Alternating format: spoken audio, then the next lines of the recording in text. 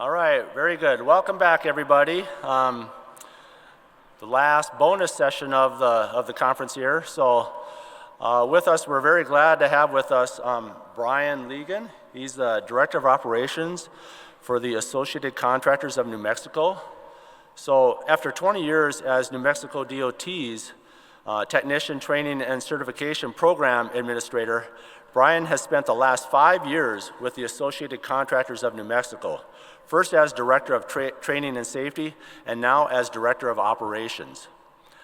He participates in state and national committees and organizations on training, workforce development, and safety, and recently became an adjunct faculty member with University of New Mexico College of Engineering, where he teaches construction safety. Brian has enjoyed 45 years in the construction industry, including time with the Illinois and New Mexico Department of Transportation and in geotechnical and private construction inspection and testing in South California and New Mexico. So please help me welcome Brian.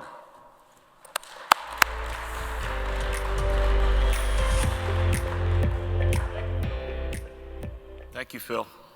There we go. I want to say thank you to Upper Great Plains, Brian Fuchs and Chris Padilla for inviting me to come up and remember what winter was like.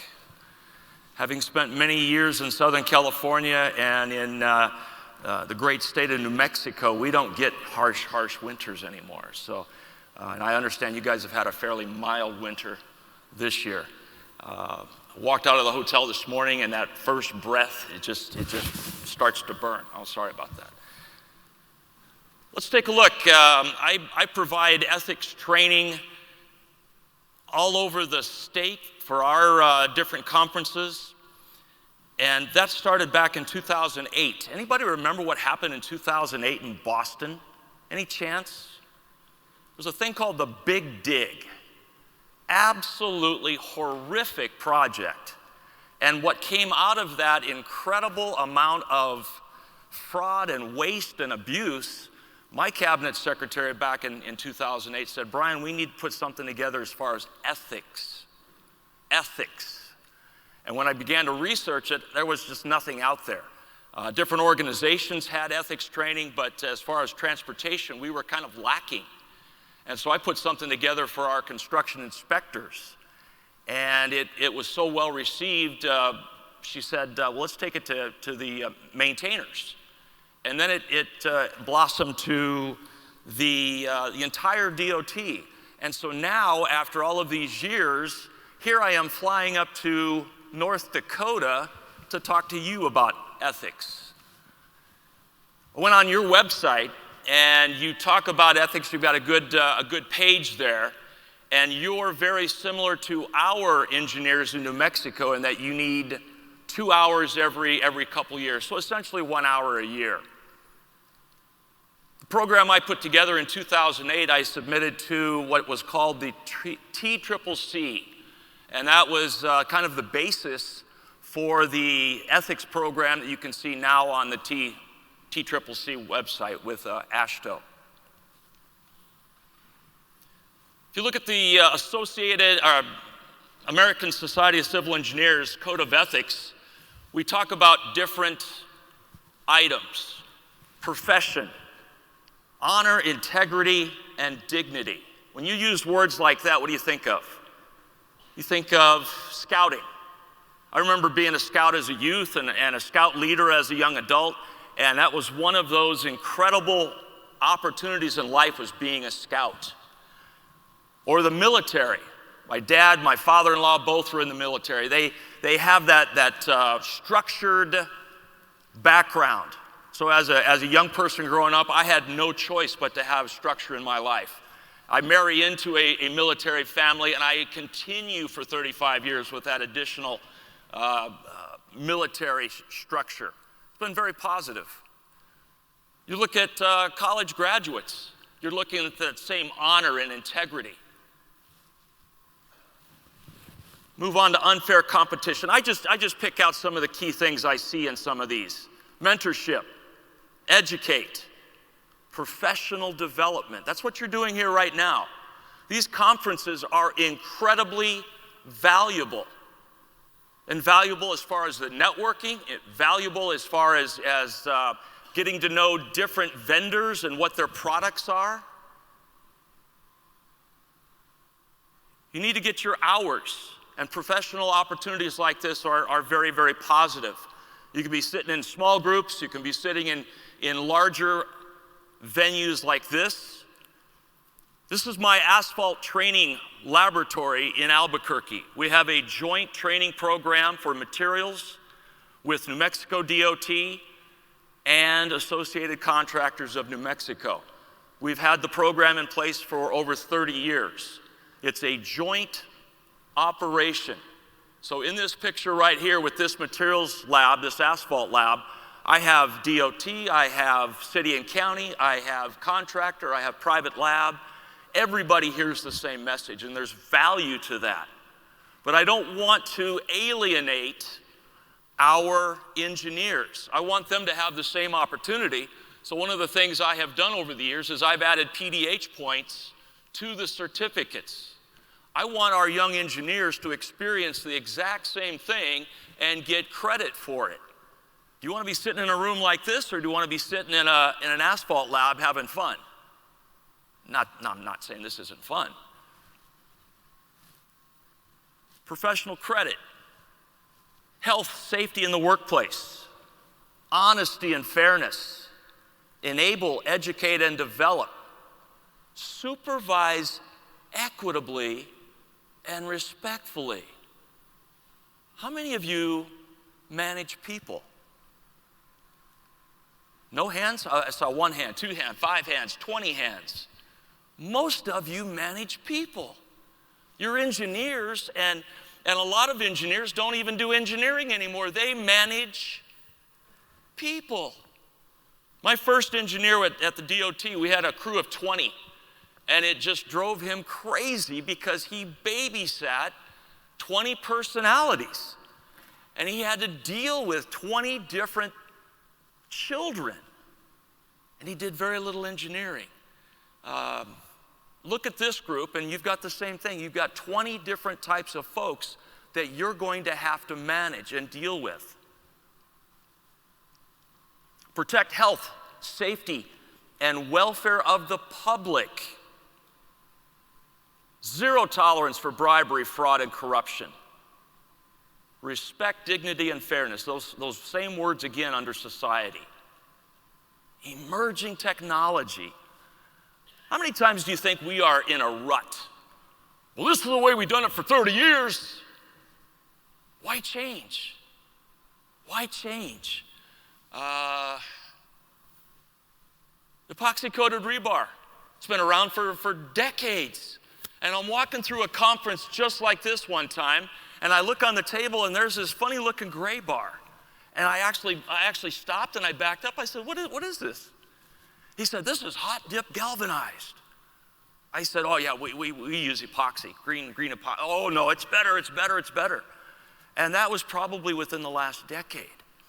And now our specifications are catching up to the emerging technology. That's the problem with technology, is sometimes our specifications don't catch up or keep up with that technology. How many in this room remember sand cones? Anybody ever do? Oh my gosh, there's hands going up. Unbelievable. That's what I started with 45 years ago, was a sand cone. They hand me this plastic jug and a bag of silica sand, and I said, what am I supposed to do with this? And then we move into nuke gauges. I can remember in Southern California, I was doing sand cones when these funny yellow boxes came out, and our contractors in San Diego didn't trust these new fangled yellow boxes. And I would get called out by the contractors to come do side-by-side testing with the emerging technology. And guess what? The numbers were the same. The values were the same. And it took a while for that technology to catch up with attitudes. And now today, we're running into the same process with the brand new E-gauges. I was the department's radiation safety officer for the last 15 years of my career. We had 150 sources all over the state. And to this day, I still have people calling me, even though I've been retired for the last 5 years. And they say, hey, Brian, this new white gauge, this E-gauge, can we use it? Can we use it? I said, you can't use it because it's not in the spec. You can't use it until it's in the spec.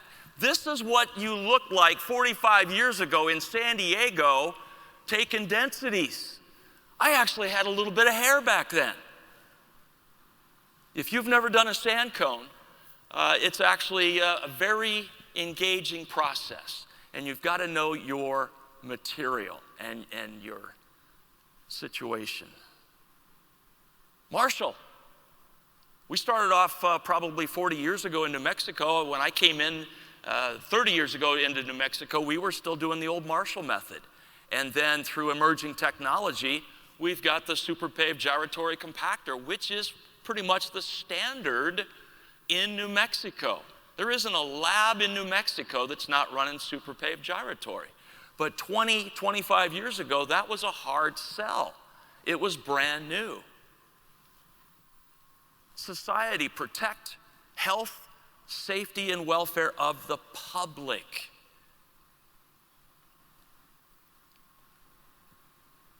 You think people died here? That's a pedestrian bridge in Florida a few years ago. And they built it off-site, kind of a new process, built it off-site, and they set it in place. But while setting it in place, it developed some cracks. And the cracks were significant. And people were concerned, they were worried, they thought, well, we can just tighten it up with a little post-tensioning going through here. We'll put the additional supports above it. It'll be fine, it'll be fine. And then on that fateful day, as they're doing load testing, somebody made the decision to not stop traffic. They are load testing under live traffic. And it drops. What do you think that reaction was? Look at that school bus in the lower left. Can you imagine the news if that school bus had been crushed? As it was, we had 6 people lose their lives. 6 people lost their lives because somebody made a decision that said, you know what? We can do this testing and let's not interrupt traffic. Now what's happened to traffic on this stretch of road for the next umpteen weeks or months? Now you have traffic disrupted with 6 dead people. Preventable? Absolutely. Absolutely preventable. Tragic? Absolutely tragic. Bless you. Even the federal judge said, who in their right mind would do this work under live traffic conditions? Brand new Google facility in Seattle. I use both of these in my new UNM construction safety class. I loved the discussion earlier today about the generations. And as I approach my second try at retirement, retirement's a hard thing. Retirement is a hard thing. And when you enjoy what you do and you enjoy the people you do it with, and I had my good friend, Dr. Susan Bogus-Halter with UNM College of Engineering, and she called me a couple years ago and she said, Brian, can you help us teach this construction safety class? I said, Susan, I'm kind of busy, but yeah, I think I can help. When do you need it? Well, I need it in a couple weeks. And I said, okay, let me throw something together. I'll be happy to help you. And she said, okay. And she said, well, make sure you contact the administrative office. I said, why? She said, well, you've got to get on with the HR. I said, HR, what are you talking about? She said, we're going to pay you. She said, you're going to pay me? You're going to pay me to have fun? And it has been one of those great adventures later in a career. So don't think that just because you're nearing retirement that it's over, all right? You've got more opportunity. Take a look at Google. Notice the crane mast there. And if anybody is familiar with this bad situation, they were trying to take the crane down. Problem was that they started to take all of the pins out. So when you take all of the pins out, now you turn into a loosey-goosey operation here. And the gust of winds picked up and the crane toppled over, killing 4 people on the road, on the street below. Can you imagine driving in Seattle and all of a sudden a crane crushes down on you and you had no idea? Preventable? Absolutely. Tragic? Without a doubt. You look at some of these OSHA violations. There's the where the pins were taken out to save time and reduce the number of workers needed to stay on the mast. Can you imagine that? We're going to save time. We're going to save money. But in hindsight, you lose 4 lives. Look at some of the violations from OSHA. It seems almost laughable. $70,000 was the owner of the crane. GLY, they were fined $25,000 for not having a qualified person on site. And then Northwest Tower Crane, inadequate training, $12,000. So in the whole scheme of things, it seems paltry. It seems small for 4 lives. And the funny thing was, look where these segments are still together. What's still in place?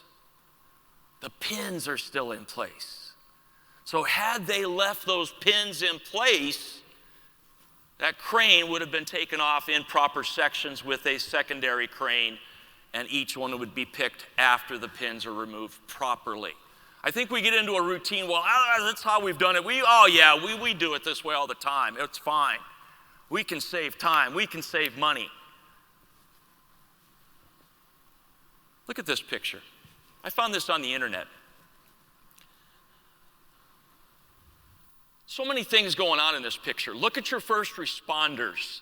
Your first responders are trying to save a worker in the trench. Look at the operator. Look at the desperation in that operator's face. What does that tell you?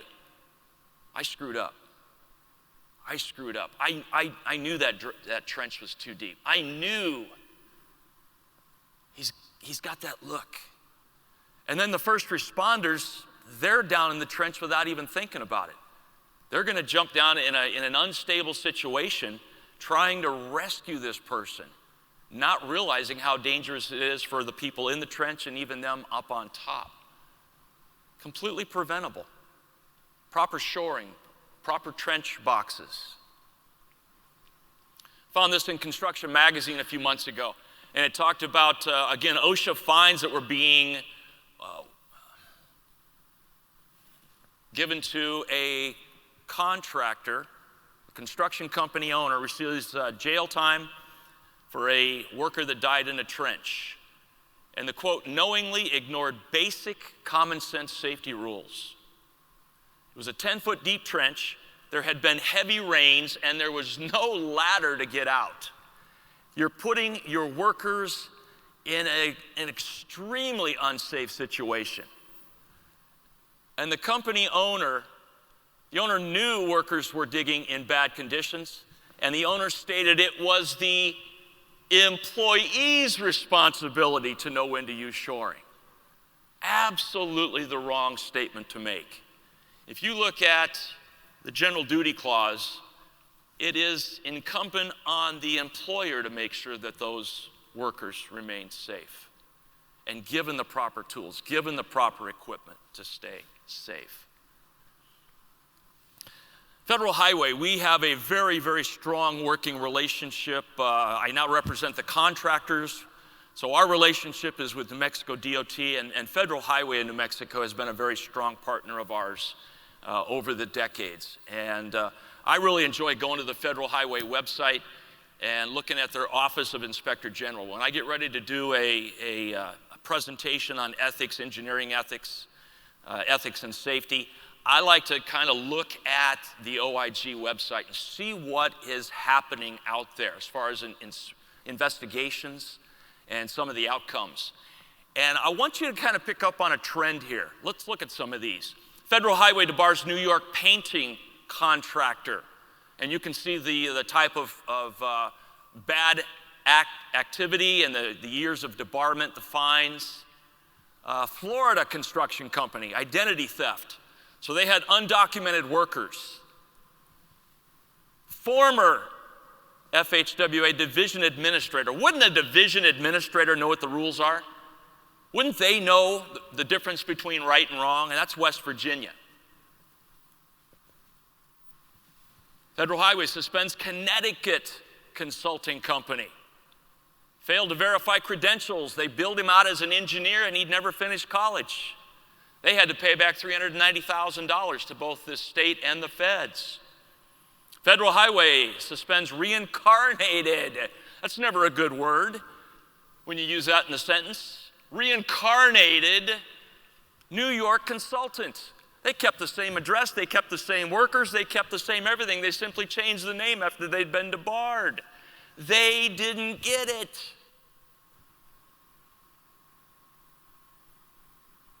What did you notice about every one of those? And I didn't cherry pick. I did not cherry pick. I tried to cherry pick just transportation type related stuff. What did you notice? All of them were east of the Mississippi. And most of those were on the eastern seaboard.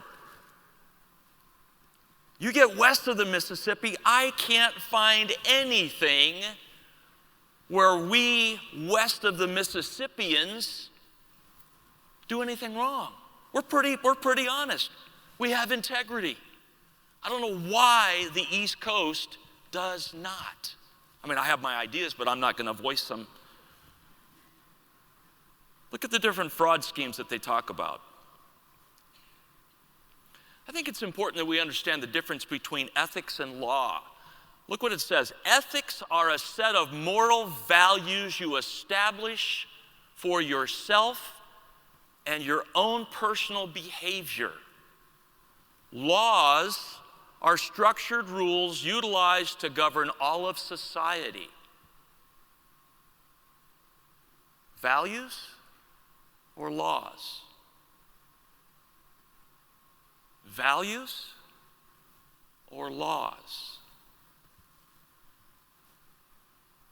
Values or laws? I went to an AGC workforce development conference a year or so ago in Atlanta.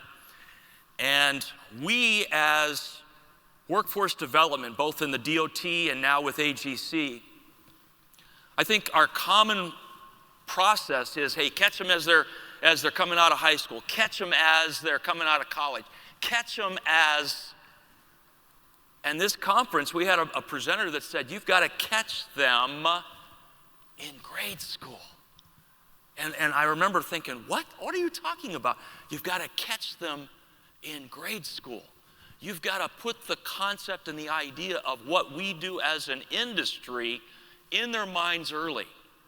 This is their impressionable time. Hey, this is a fantastic industry. Look how many people are part of this industry. There are 900 people here this week. You are all part of an industry that is very positive, powerful, impactful, necessary. I'm second generation DOT. My dad came home in a state truck every night, parked it in the driveway. He was a district lab supervisor. I looked at that. He took me to the steel mill south of Chicago for fun. I remember as an 8-year-old walking into the steel mill and seeing all the activity. Took me out to the laydown operation on I-57 when that was going through in the 60s. As a kid and you see that hot asphalt, I love the smell of asphalt. My wife loves the smell of roses. I love the smell of asphalt. You've got to start early. What do you notice about this picture? Look at these kids, they're using iPads. They're technology, they're like little sponges. My fanciest tool in grade school was a number 2 yellow Ticonderoga pencil. That's the fanciest thing I had 45, 50 years ago. These kids now they've got all kinds of things at their fingertips, and they're learning. I've got a brand new granddaughter. She's going to turn 1 next week. My daughter and son-in-law are teaching her English, Spanish, and sign language simultaneously. Here she is less than 1 year old, and already she is signing what she wants to do. It's amazing. They're little sponges. Look at this. This is polite society. Do we live in polite society any longer? It's disturbing. You ever heard the term unfamiliar waters? Unfamiliar waters. Whether you're an engineer and you're getting ready to design something, you're going, wow, I've never done this. I've never done this type of thing before. I'm in unfamiliar waters. Or maybe you're using a certain mix design like foamed asphalt or something. Wow, we've not done this. I need to research this a little bit. I'm in unfamiliar waters. Years ago, when my kids were little, and my brother and I, we took our families to Florida, where my sister has a condo. And so she sent us to the beach one day, and my brother and I, we've got our little tiny kids. They've got their floaties on, and we're out there. We're having a great day in the water. And the sun starts to go down, and it was beautiful. And I remember looking around going, wow, we're the only ones out here. This is fabulous. We've got the whole beach and water to ourselves. And then my sister, when we talked to her that night at dinner, she said, what do you mean you were in the water at sunset? I said, yeah, it was beautiful. She said, you can't do that. Why? There are sharks out there. Do you want to die? I said, there were no sharks out there. It was beautiful. She said, there are always sharks out there. You can't do that. You're in unfamiliar waters. You've got to know your environment. You've got to know what you're walking into. Research it. A couple years later, my sister comes to New Mexico, where we have this thing called red and green chili. And we go to our favorite Mexican restaurant. And the waiter goes to my sister first and says, what will you have? And then he says, what color chili do you want? And without thinking, my sister said, I'll have red. And I said, you can't do that. Do you want to die? You've got to know how hot your chilies are. It changes from week to week, day to day, red to green. You've got to ask, which one is hotter, or you will be out of action the rest of your trip. In my 13 years in San Diego, I kind of worked up the food chain within our geotech unit. And all of a sudden, I realized I'm the one out there running million cubic yard dirt spreads. And every time a big dirt spread came up, I was the one tasked with all of the geotech testing and coordination. So for me to go out to a job site in my later San Diego days, this was my life. I'm out working with heavy iron. I'm out working with densities and coordinating all of these activities. So this became second nature to me. When my wife and I moved to Albuquerque, I was in unfamiliar waters. I'm coming from a high level of responsibility and knowledge, and I get to my first geotech company in Albuquerque, and shortly after arriving, they said, well, we're going to go ahead and send you down to one of our small villages. They're going they're going to do some testing. They got a 1,500-foot little stretch of new road they want to build in the village. I said, okay, yeah. You want me to go down and get densities? Yeah, go get some densities. And then you want me to stick around and kind of watch and take daily notes? And he said, no. In New Mexico, we have this thing called construction observers. Construction observers. I said, what are you talking about? And he said, well, we are the company that does the testing, but then there's a company that does the construction observing. I said, are you kidding me? You want me to just go down and take densities? That's all you want me to do? Yep, that's all I want you to do. Okay, all right. So I get down, I meet the construction observer, and already I sense there's some animosity between the construction observer and the contractor. I can hear a little sniping. I can hear a little anger in their conversations. And they were getting ready. I took some subgrade tests. Everything looked good. I gave the construction observer my results. He said, I'll give you a call in a few days when we have base course. Can you go ahead and pick up a sample for your proctor? Absolutely. So a couple days go by, and first thing in the morning, the contractor calls me. Hey, Brian, we're ready. Can you come on down and grab some base course densities? Yeah, I was expecting a call from the construction observer, but yeah, I can come down, yeah. So I get down there, and man, it looks beautiful. Looks great. 1,500 foot. I got some random locations. They'd given it a shot of water to keep the moisture in, and it just looked beautiful. Well done. And what they had been fighting over was the construction observer was trying to mandate to the contractor how big a roller to use. Contractor said, no, I can get it. I can do it. I don't need a bigger roller. This is all I've got. I can get it done.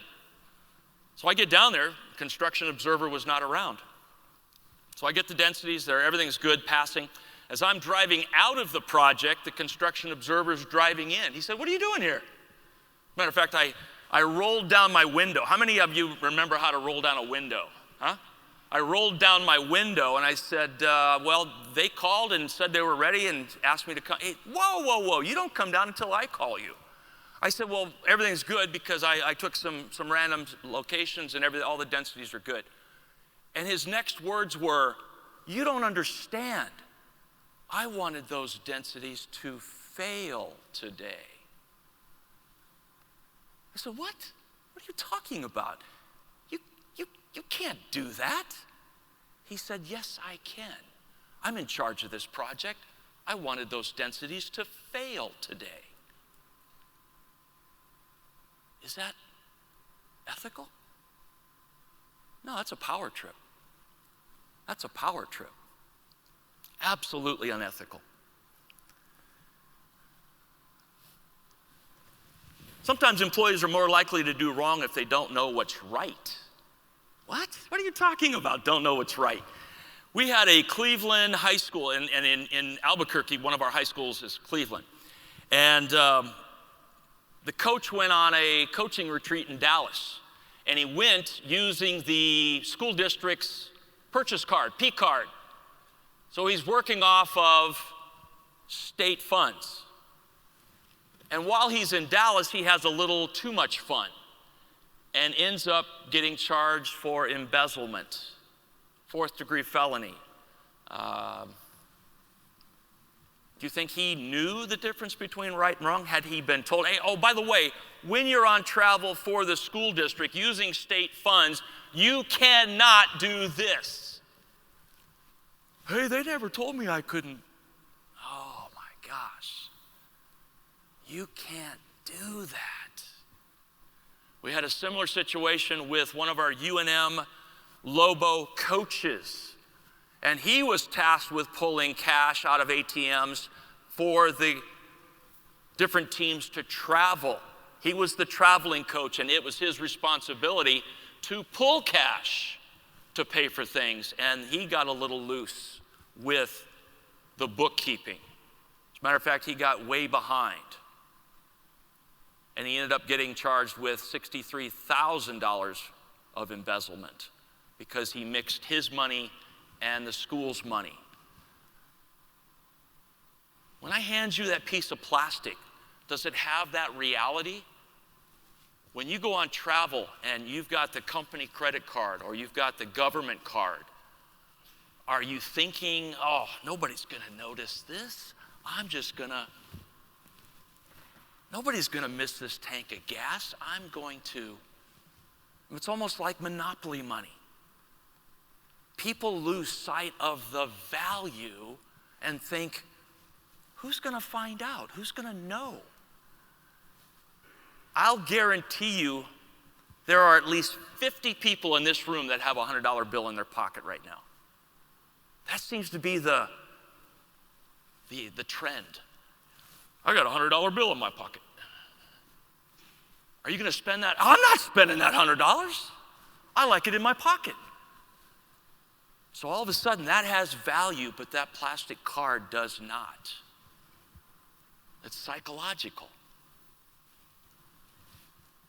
We have credit cards that we can go to Office Depot, Home Depot, and get things for the programs that we run, the training programs. And I've told my guys over the years, you do not buy a candy bar and you do not buy a soda when you're out there getting stuff for the program. I don't want to see that on your receipts, period. So did I tell them the difference between right and wrong? Absolutely. They know what they can do with that company credit card and what they can't do. I have a monthly expense report I have to fill out, just like everybody else in this room. You've got to prove what you have spent the money on. Just because you're an engineer doesn't mean you have financial literacy. I think that's one of the downfalls of our education system is that we do not go into great detail of financial literacy. I piloted a week-long construction boot camp in the Santa Fe Penitentiary right before COVID in 2019. I had 20 soon-to-be released inmates, and during the week of traffic flagger, first aid, defensive driving, what else did we do? OSHA 10. I did soft skills training with 20 inmates. And it was not surprising. They had no idea of financial literacy. And we went into the finer details. My two girls are probably more financially literate than the vast majority of this world because they've had me to beat it into their heads for the last 28 years. Research shows fraud occurs in the workplace when the perpetrator of fraud faces some pressure, has an opportunity to act, and can find a way to rationalize the fraud. There's that R word, rationalize. I can rationalize away exactly the outcome I want. And they might have an opportunity to, because the company's internal controls are weak. We have cameras everywhere. If you're walking into a DOT building, if you're driving into a DOT lot, if you're at a DOT gas pump, if you're in our different train stations in the Santa Fe, Albuquerque area, we have a train that goes between the two towns. Every spot has a camera. You're always on camera. You're always being seen. And people lose sight of that. They don't realize that they're being filmed or on camera. And I think we truly lose or awareness when you have a badge to get into a building. That has date and time stamp written all over it. You know exactly when you buzzed into that building. And yet, what causes somebody to do the wrong thing and go to jail? How many got up this morning and thought, you know what, I think I'll go to jail today? Nobody thinks that way. And yet in this industry, like many other industries, you could. You could. Concrete lab in New York, not one, but two different concrete labs in New York City. And they had years of fraudulent behavior. It was unbelievably off the charts. Unbelievable. And you're talking not 100 tests, you're talking 100 projects. That's just one of the two testing companies.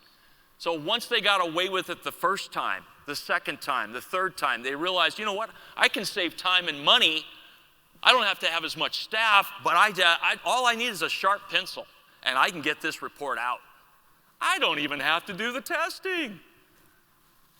And yet now that they're caught, every one of these guys faced up to 25 years in prison.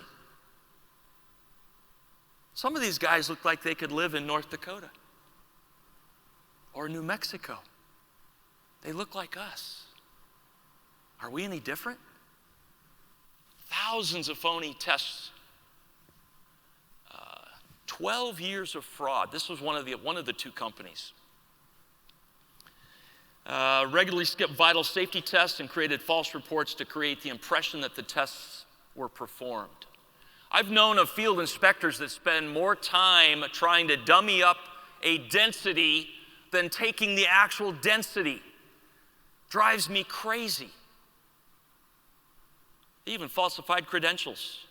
Bogus results not only for nearly 3,000 mixed designs. And as I said, each of them faced up to 25 years in prison. And only one went to prison. I think it was for less than 3 years. What kind of message does that send? It's kind of like those OSHA violations for the Google crane mishap. It doesn't send a strong message. It doesn't send a strong message. Almost everybody in this room deals with contracts, construction contracts in some form or fashion. My wife is brilliant. She is master's, almost 2 masters, and she is a senior procurement person with Sandia National Labs in Albuquerque. She, for the last 30 plus years, she's worked on projects where she comes home at night and I say, "How was your day, dear?" "I can't tell you." What do you mean you can't tell me? I can't tell you. It was high-level stuff. And in procurement, she's the one that read and wrote contracts. She is a contract professional.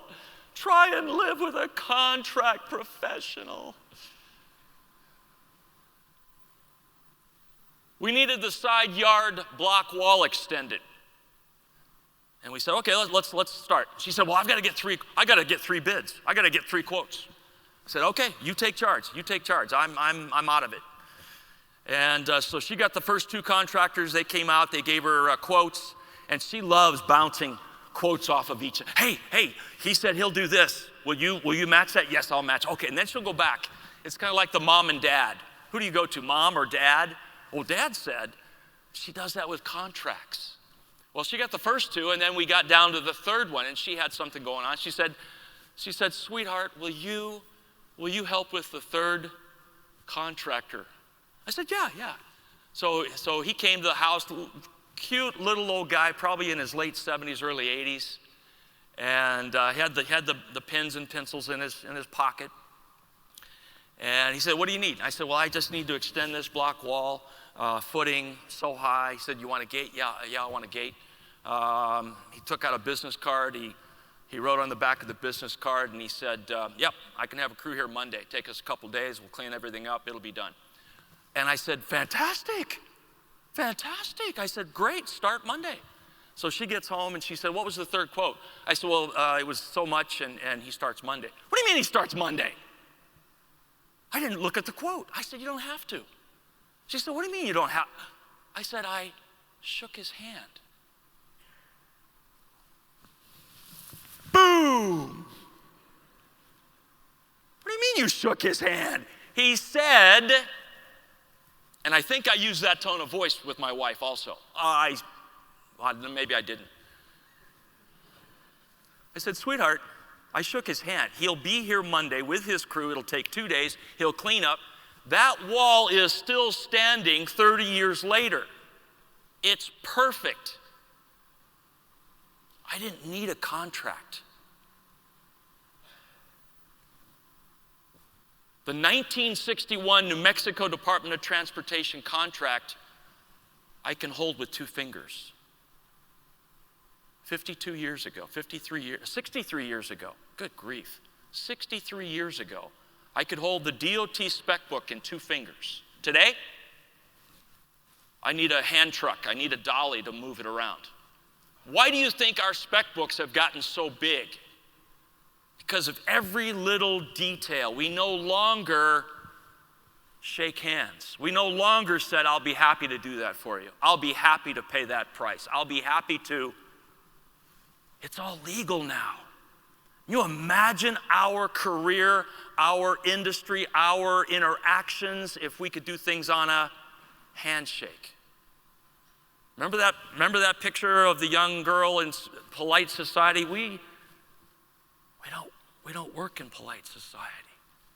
I've sat in spec committee meetings where we are looking at a spec update, and we're literally thinking of one contractor, and we get down to one word. How is so-and-so construction company going to interpret that one word?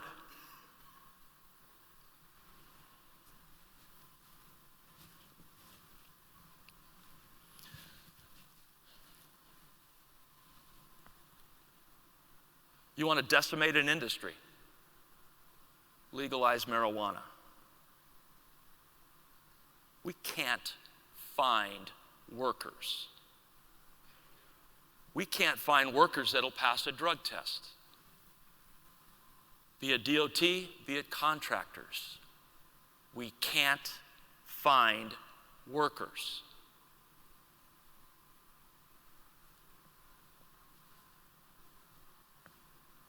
We struggled as a state a few years ago going into the legalization. They had no clue what it was going to do to our industries. We still take federal dollars.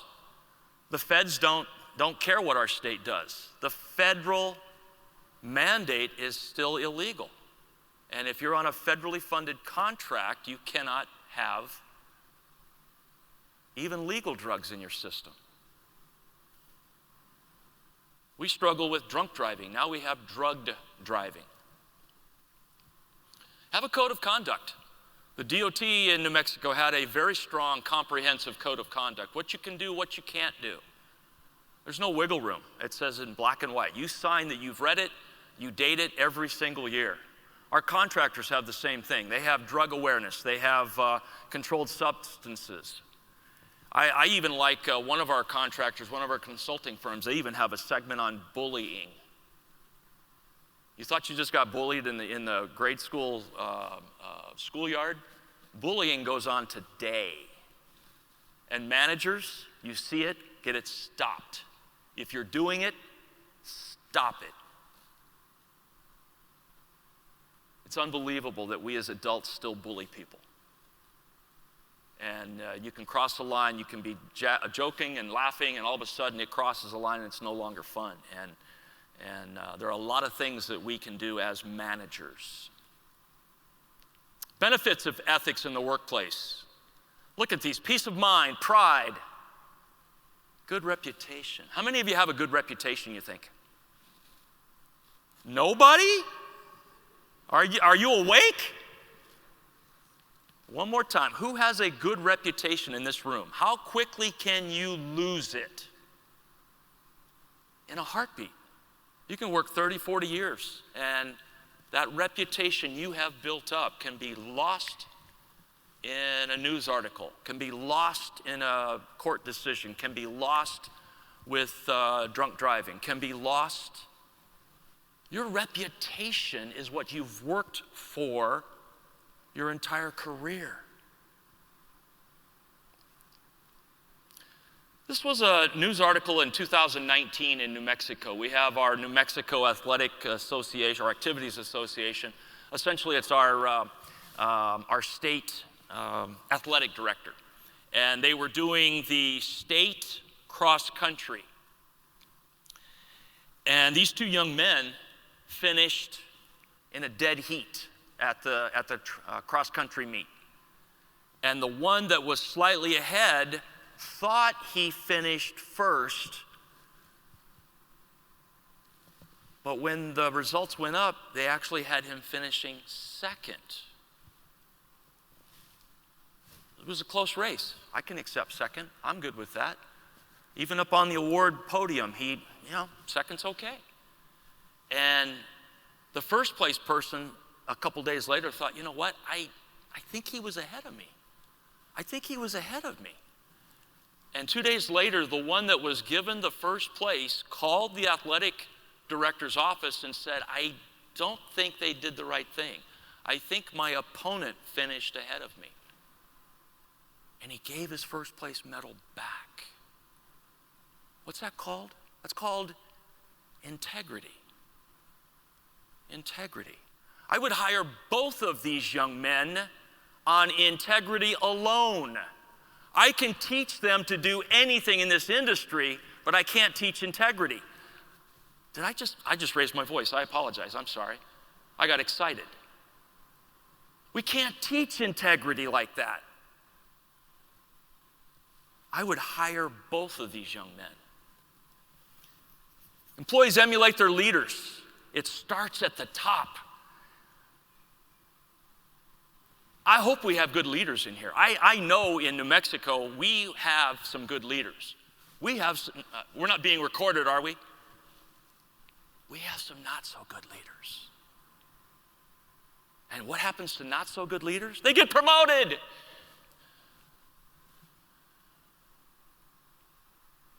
I was asked to do a presentation for our New Mexico Mining Association, so our miners. And so I did a little research and I found this article on some mine tragedies over the years. And it was talking about coal mining and the number of deaths that have happened over the years. And one of these jumped out as being absolutely egregious, unbelievable. Coal mine operators have been pressing miners to keep up the pace. In a memo to employees, this company, this organization's president put it in writing. Don Blankenship said, quote, if any of you have been asked by our group presidents, your supervisors, engineers, or anyone else to do anything other than run coal, you need to ignore them and run coal. This memo is necessarily only because we seem not to understand that coal pays the bills, unquote. Are you serious? He put that in writing? He sent it as an email? A week later, Don Blankenship sends out another memo, and it said, safety is the top priority. Somebody got a hold of Don Blankenship. Somebody got a hold of Don. It was either the lawyers or the stakeholders or the shareholders. Somebody said, you idiot, you cannot say that, and you certainly can't put it in writing. There's good Don Blankenship. Ends up a few years later still going to prison for something else. More miners died. And he went to prison for a year or so. And here just recently, within the last probably 6 months, he was still trying to get his conviction overturned. So here is a bad actor in one of our industries.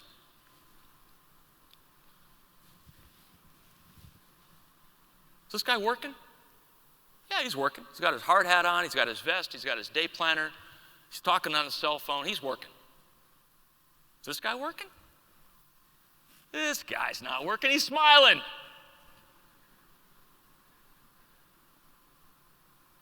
What do you see here? What's the common? A cell phone. A cell phone. How many of you have cell phones in this room right now? Every single one of you do.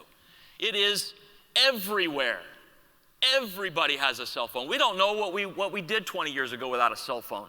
But there are things we do now with a cell phone that we lose sight of.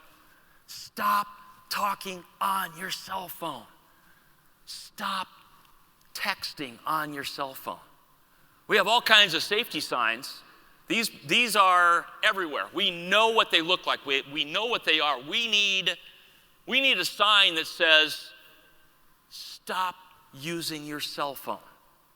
Because I tell you what, there are situations where you need to be focused. You need both hands. You can't operate this piece of equipment trying to talk on a cell phone. You've got to keep your head on a swivel. You can't be on the job site. How many of you have seen people zone out? They answer the phone, blah, blah, blah, blah, blah, blah, blah, blah, blah, blah, and they completely lose track of where they are.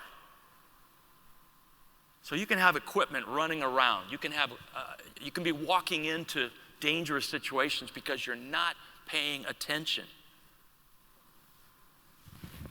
I can't imagine any of my contractors allowing cell phones while these folks are doing their job.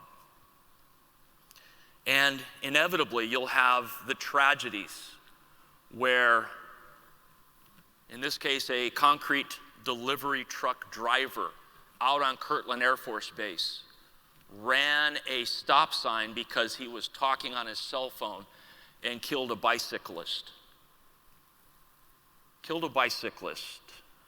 Ex-Marine. He was working at, I think, Lockheed Martin. And just absolutely tragic. Avoidable? Absolutely avoidable.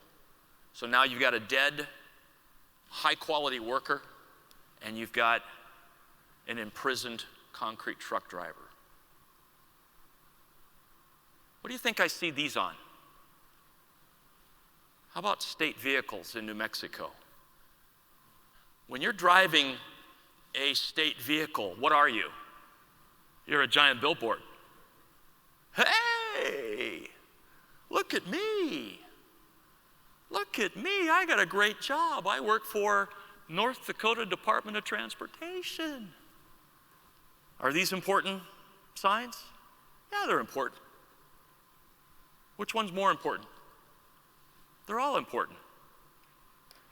So if you're not following the rules, look at me, I'm speeding in my state truck, I don't have to follow the rules. I've had New Mexico DOT inspectors get speeding tickets in their own work zone. How are you going to explain that to the boss? And work its way up to the cabinet secretary and then the governor's office. What do you mean he isn't the inspector on that job and he was speeding in his own work zone? So remember, you're out there representing your company, your organization. You are a rolling billboard advertising what you're doing.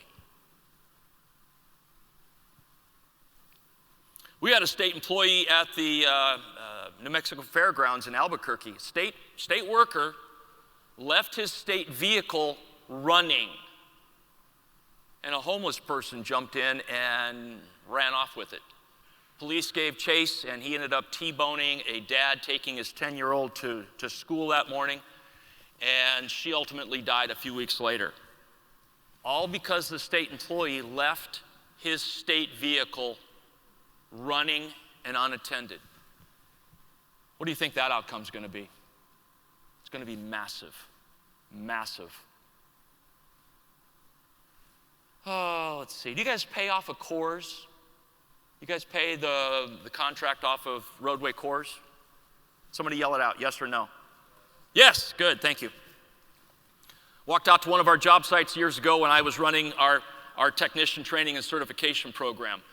Thousands of people certified. I knew every one of them. If not by name, I knew them by sight. And I walked onto a job site and I didn't recognize this person. I said, hey, how you doing? Doing great. I said, what are you doing? Oh, I'm coring. I said, what's your name? So-and-so.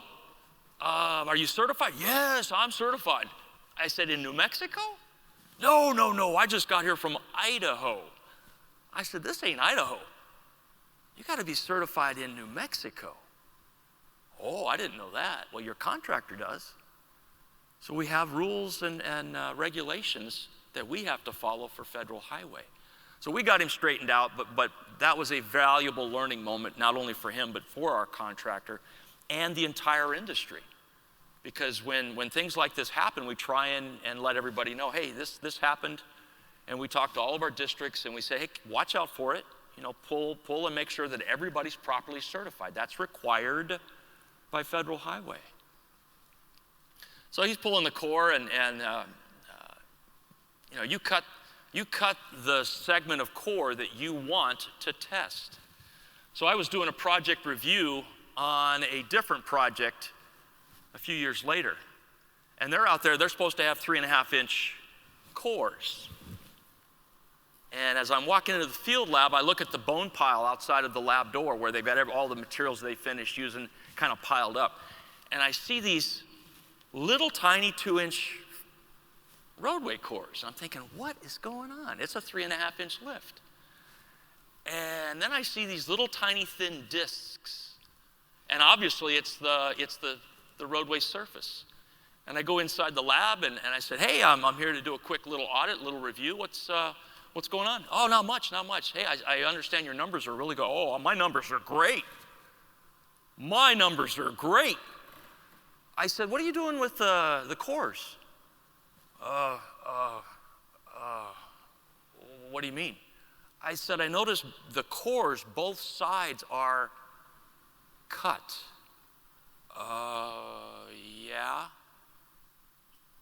I said, you can't do that. But my numbers are so good. Yeah, but you're cutting all the fat away from the steak. We got to have a representation of what the roadway is. And then he finally said that his manager told him to do that. So all of a sudden it unravels. And people try things to improve their situation, whether they can do it or not. They'll push the envelope to see if they can do it. We talk about our fatal four, and I try and blend on my different presentations a little bit more on safety. And of the fatal four, falls are our biggest. And again, are they preventable?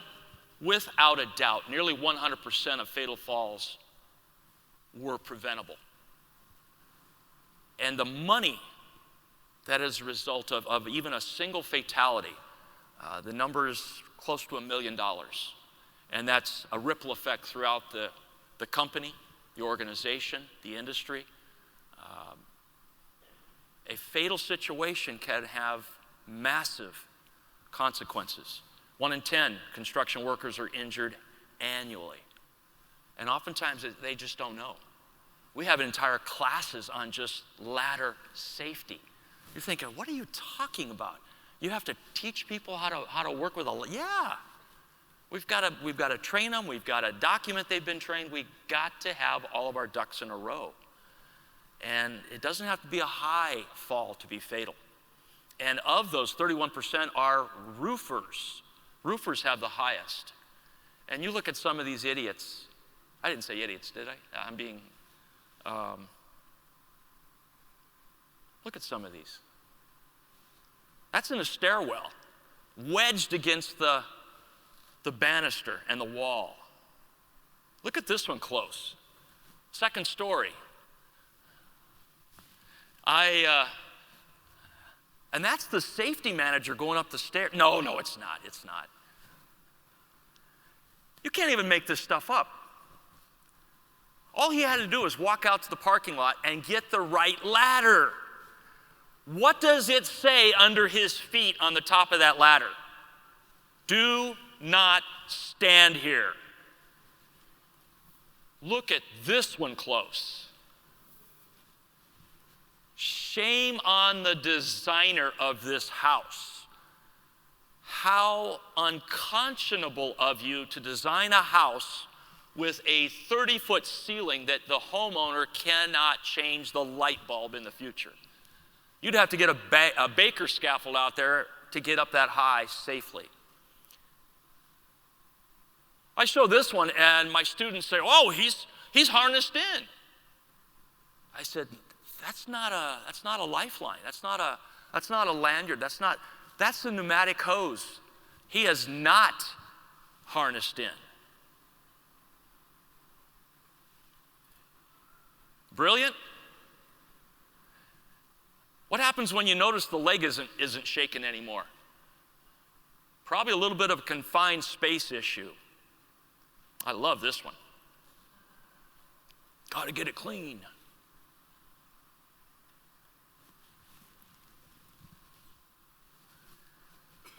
This next one scares me because I'm not sure how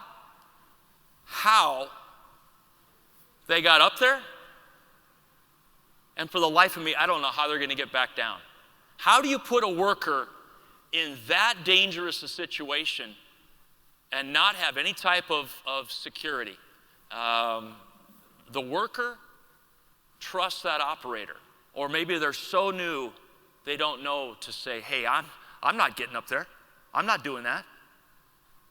I remember as a young field tech looking at a 20-foot trench going, I'm not getting a density in there. I'll watch it. I'll watch you work that coming up, but I'm not getting in that trench. I remember my boss yelling at me saying, that is your job to get down there and get down. I said, absolutely not. Absolutely not.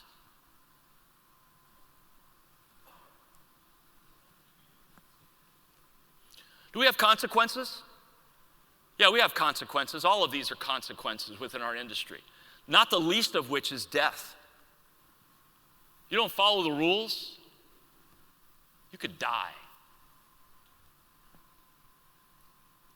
I love finishing my presentations with a little NASCAR. Later in life, I don't know why, but I've gotten hooked on hockey and NASCAR. That's the Daytona 500 when they were resurfacing a few years ago. One of our guys that came into New Mexico doing inertial profiler machine certification, he sent these to me. He said, you're not going to believe how they have to do this. Look at some of these.